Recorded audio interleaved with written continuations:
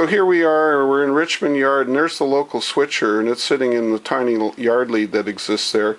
What we're going to do now is show you a sequence that's going to talk about how the switcher gets the cars from that arrival departure track and do some work, and basically the work that it's going to do is going to demonstrate all the possibilities of the things you need to know about switching your trains and how to think about things like 5 principles, one of them being how you determine the length of a train that you can actually operate with, looking at runaround tracks and why you have to use a runaround track. We're also going to look at how we're going to block some cars, and we're going to look at what the issue is in terms of a facing switch as versus a trailing switch. These are all kinds of concepts that if you understand them up front in your thinking will make it much easier to solve a switching problem. Fire up my locomotive. Here goes.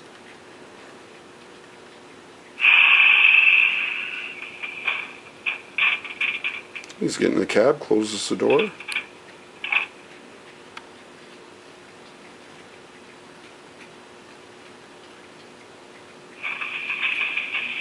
Alcos, they never start the first time. There we go. Usually there's piles of black smoke coming out at this time. So this is a CN locomotive, and things you want to learn about it is that the RS-18s always ran with the long hood forward. What you have here is the long end and the short end. So with long end forward, on your throttle, you'd make sure that your F is your forward. That'll give you a key as to which direction you'll be going in when you start out. There we go. Then we're ready to head out of the track where she was housed.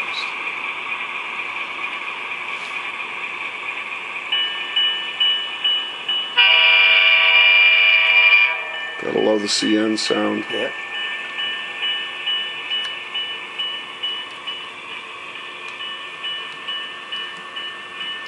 So in this yard here, as you can see there, where the locomotive's going, there's 2 empty tracks. Those are classification tracks for this yard sequence. So this is where the switcher is going to bring the cars in, and we'll be able to go from there in terms of doing some action. So now it's heading out into Edmonton Yard to pick up its cars.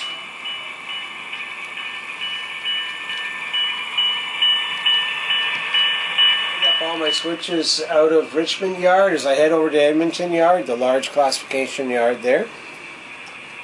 And I'll want to go on to my train that came in earlier in the day.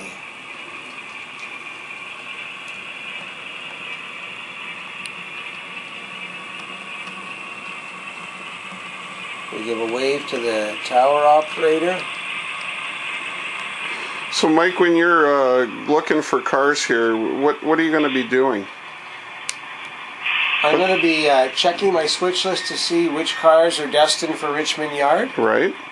Today's switch list, I had a look at it earlier, and I noticed that we're going to be taking a couple of cars into the paper plant, box cars, and it looks like there's 2 tank cars that are holding sugar that we're taking to the cookie factory, and also too there is some empties that we're going to take into the lumber mill. And as a consequence of that, we're also going to be pulling out some cars that are loaded and ready to go on the next train. That's right. So now you've hooked on to the big long string. And so you're going to separate out the cars that you want.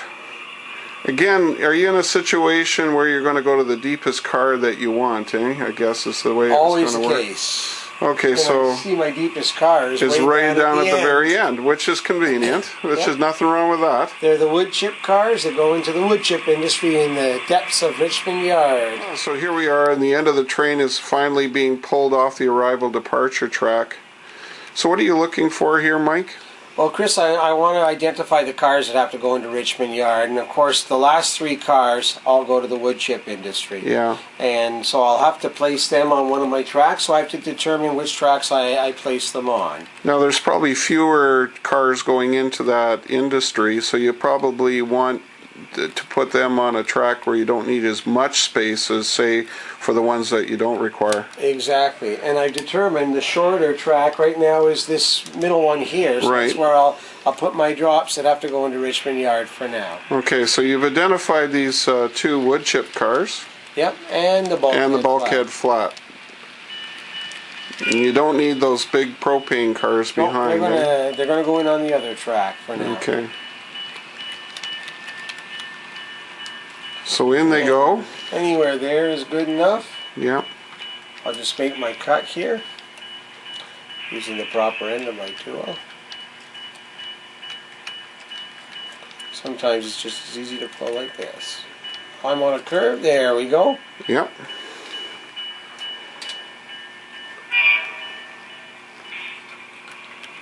And those two long tank cars do not need to go with me into Richmond, so I'm going to put them on this other track for the time. There's probably a few other cars that aren't required there too, right? Exactly. Okay, so you're going to push those into the old station track there, of course. So we're back in our cut of cars that we don't need onto the station track right now. So this CN box car and the Ontario Northlands are the first ones that we need, eh? That's right. So I'll make the cut with the tank car on this side of the CN car. So what we're doing here is classifying. Really, we're classifying based on the cars that we want versus the ones we don't want. There we go. I've made the cut.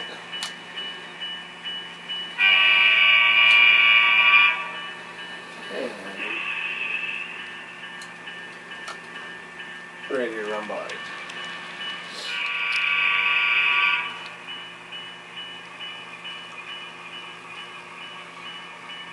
And we want these two cars.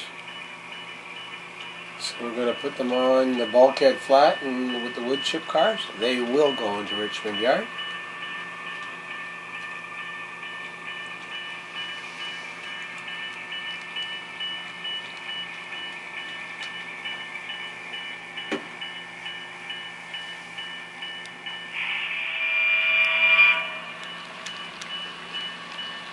So what's the next cars that we need here? And we're going to need the black Staley cars there with the sugar. Okay, two sugar cars, tank cars. So we'll just shove this long load of cars we don't need onto the station track. You want to make sure also, I guess, that you get them far enough in there that they're not following any other tracks. That's right. There we go, that's good enough. Yeah, so we dropped off those cars that we don't need, and the final two are these black Staley cars, the tank cars. We want to take them into Richmond Yard, and the nice thing about these moves is that everything's blocked already. I'll give myself the switch. We've got our wood chip cars and our bulkhead car blocked. We've got the two box cars blocked, they're going into another industry. And the sugar cars, the Staley cars, will be in another industry. Okay, Mike, so now you've got that string for Richmond, I see. That's right, Chris. So we've isolated our cut of cars to go in the yard. I'll throw the switch, give a two to the horn, put my bell on, and I'm going in reverse mode right into the yard. Throw this switch too to make sure everything's copacetic. And I'm just checking down the line, and we have a couple of storage tracks in the yard there. I'm going to put it on the first track. So I'm going to back my cut of cars, and I'm going to just locate them on one of the two available tracks here in Richmond.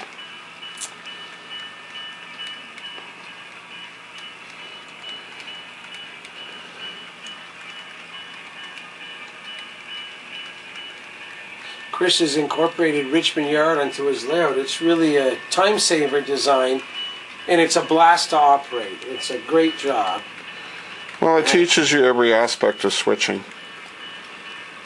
And that's good there. We Anyway, talk about a specific concept that confuses people sometimes. It has to do with facing and trailing. What does that really mean? well, that determines the direction the switches are situated.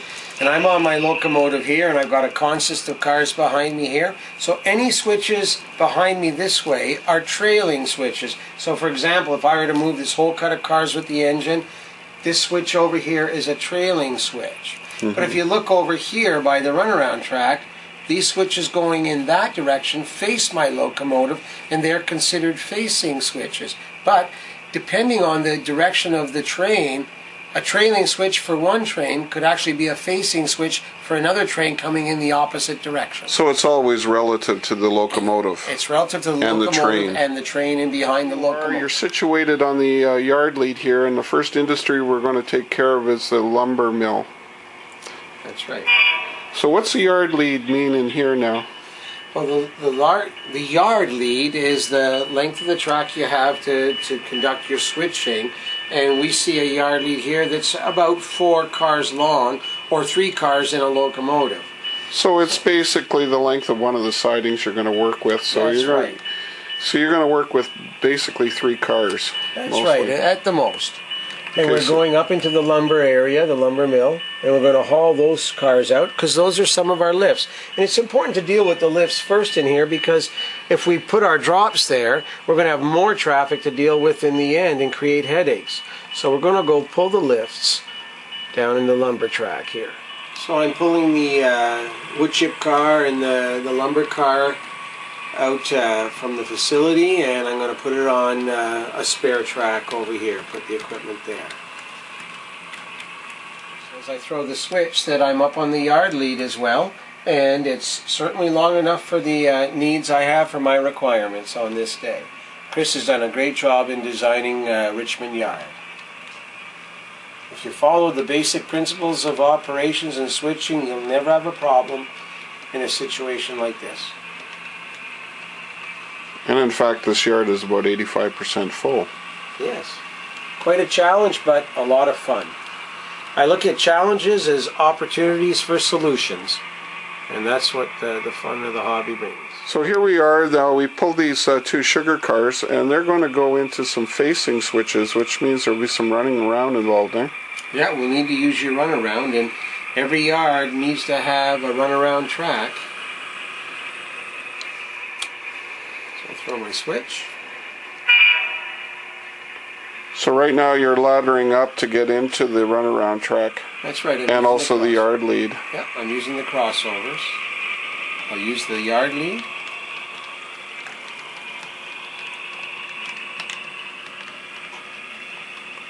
Clear to stop. Switch thrown. Clear to go ahead. Check my switches in front. Take the locomotive and the 2 sugar cars to the yard lead. And then I'm going to deposit them on the 1 track of the runaround, closer to the industry.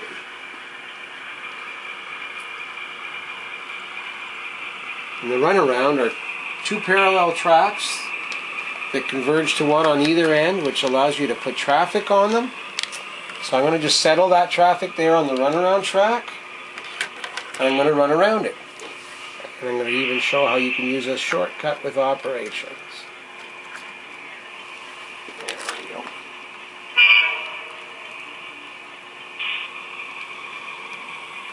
It was really kind of you not to use your bell mic. It gets noisy after a while, doesn't Oh, it? I know. I'll put it on for you there, Chris. He's always reminding me of things. He's a good lad, is that Christopher? There we go. So now you're running around those 2 cars to get them at that lead end so you can switch the industry. And if you You're also notice- going to be applying a principle here that we talked about earlier about taking some cars out first. That's right. And if you notice, I'm going up into the lumber track, which is now turned into a lead. It's a yard lead for me to go up into the sugar refinery there. This is something you see in a lot of layouts where people get industries facing 2 different directions, and you have to get to the deepest first before you can finally put the cars back in. those so leads. Going on the cut of traffic there. There's those Staley cars you're going to pull, eh? And those are our lifts. We have to pull them out. We'll bring them on and we'll put them on the other runaround track.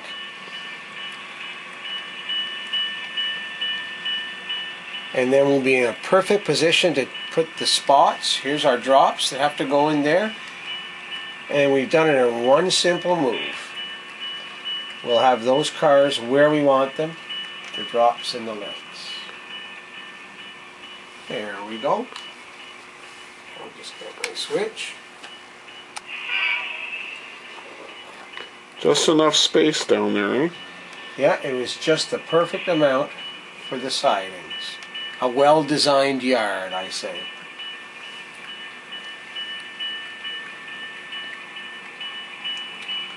And I can spot those cars anywhere here on the runaround track.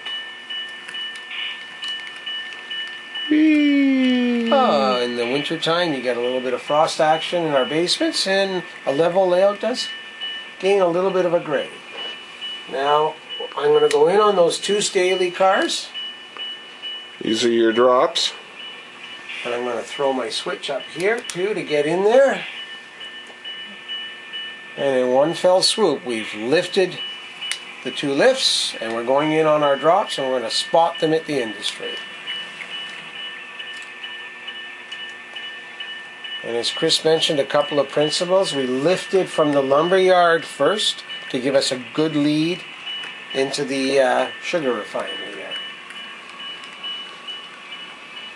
And I'll reach across the layout, throw the switch.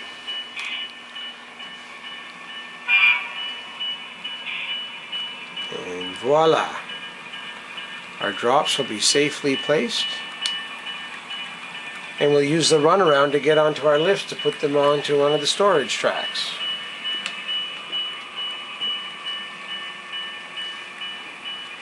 And one more car length. And we're good. And I want to go to the runaround track and run around the two Staley cars that we've already lifted from the plant. And we're going to take them to an outbound track for the next outbound train. So we've worked a couple principles here. We've done a runaround to put a car in that was facing, and now we're running around now to take those cars and put them into the outbound train that we're preparing on one of the classification tracks here in this yard. So now you're going to come up and grab those two tank cars. And by planning out your moves mentally in your head before you start doing them, you simplify things a considerable amount. Let me just align my switch there, my couplers. Good job. And we're keeping the yard as clean as possible doing it this way. Everything makes sense.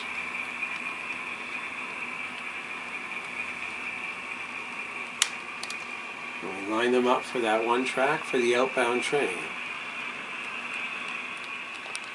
So here we are, we've got the box cars now going into the paper plant, but what's this? We look like we have a tank car in the way. You're still going to go through to the deepest car that you want. You're going to connect them all and take this Canadian National, I guess, eh? That's right, we want the those are the two that are coming out. All right. So I'll go and uncouple that. The two cars in the front I have to drop over here. The tank car, I have to remember, it remains on this siding, and here are my two lifts.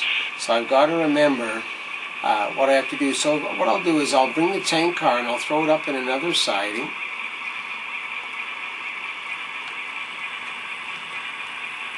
Momentarily drop the three cars. These are my two lifts.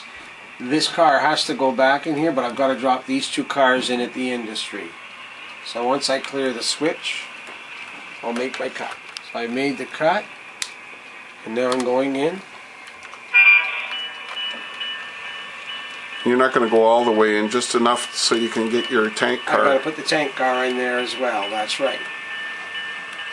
Good, to stop the tank car. And I've got to shove it back in the siding in the proper order where it was.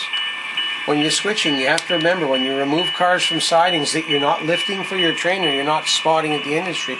You got to remember that they belonged on that siding. Okay, so here we are. We've replaced the two new cars are now in the industry that are going to be switched to put paper in eventually by the local. And the tank car has also been put in place.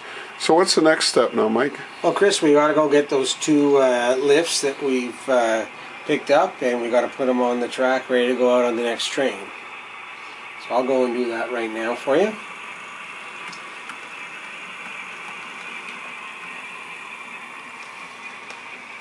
Switch.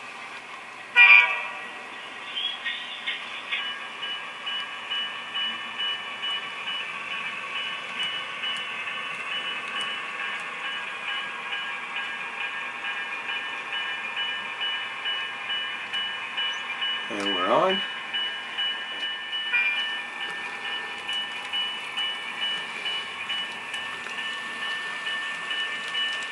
So I see that there's an interesting problem developing now when you Okay, what's start. that? Okay, So what right now we've brought all the outbound cars, and they're in a classification track, which is really in the way for the last placement of the two wood chip cars and the bulkhead flat. So what's the quickest solution to fix that problem? Well, I would suggest, Chris, we'll pull the whole string off the farther track, grab hold of our three cars, put them on the track where the string's residing now, and put these cars on this other track. Awesome. Let's do that.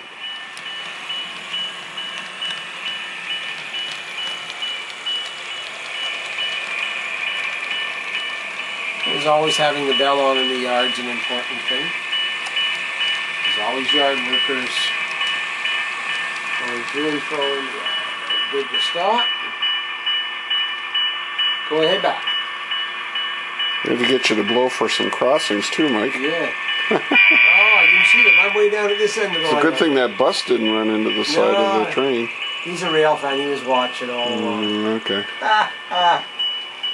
Okay, so you got this nice big long string, and then you're going to get down here, and basically these last three cars are the ones that have to go into the industries eventually. So in essence, we're just swapping the two tracks Right. worth of cars.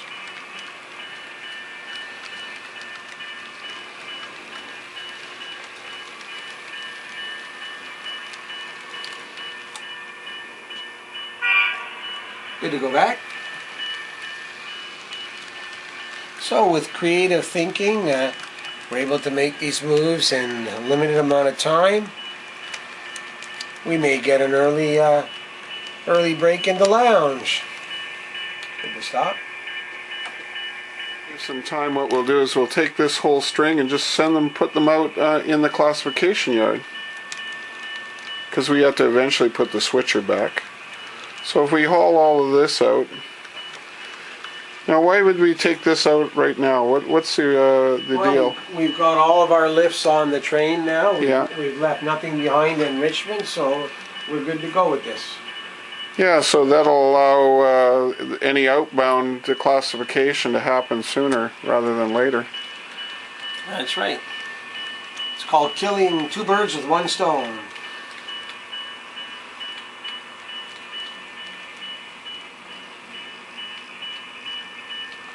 That's good there.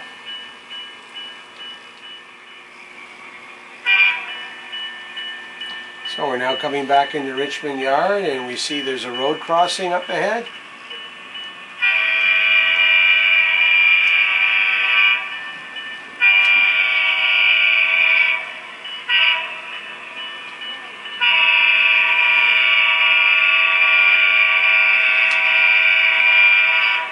So what's left in the sequence of events now? All we have to get, Chris, are the three cars to go to the lumber mill, two wood chip cars and a bulkhead flat. I see. And we're lined up in onto that track. And they're in the proper order as well. We'll use the yard lead in a moment, once we've got onto our train.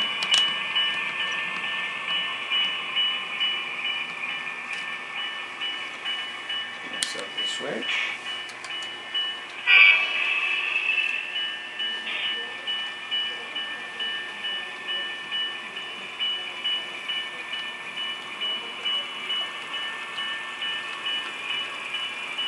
The design of the yard here in Richmond, while challenging, brings a great deal of operational pleasure. Yeah, I guess in many ways it really encompasses everything you really need to know. And actually, if you have one of these on your layout, you can get a lot of practice in.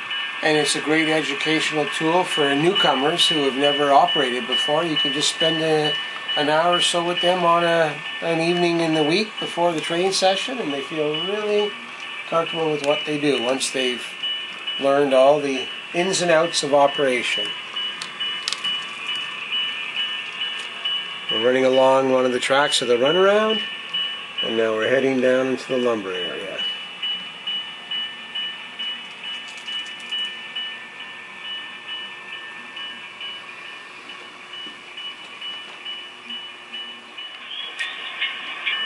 So we'll go park our engine over up in the lead.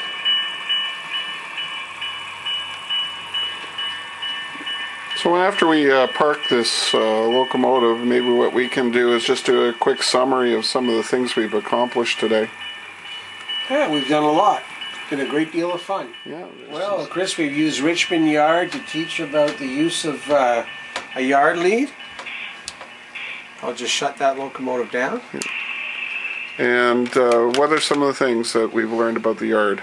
So in the yard, we've got the yard lead. Mm-hmm. We've got the engine facility down here. We have a couple of tracks that can be used for classification and storage. We have a number of industries. We have trailing and facing siding. So sidings going in opposing directions depending which direction your locomotive is coming in. And the runaround allows your locomotive to drop off cars on one leg of the runaround and run around them to the other side, and then you can attack cars from either side or either end of the car, depending which industry you have to put the cars in. And instead of cherry picking, what's the main principle? You always want to go for the farthest car. Yeah, that and it's good to perform your lifts first if you can, to clear up space for your drops, and to give you clear alleys when going in and out of the yard. To get across the whole yard is quite extensive, the track work, and you want to make sure you have a clear lane to get to all areas or all aspects of the yard. Well, thanks for helping us out here, Mike. You and I had a great time here, I think.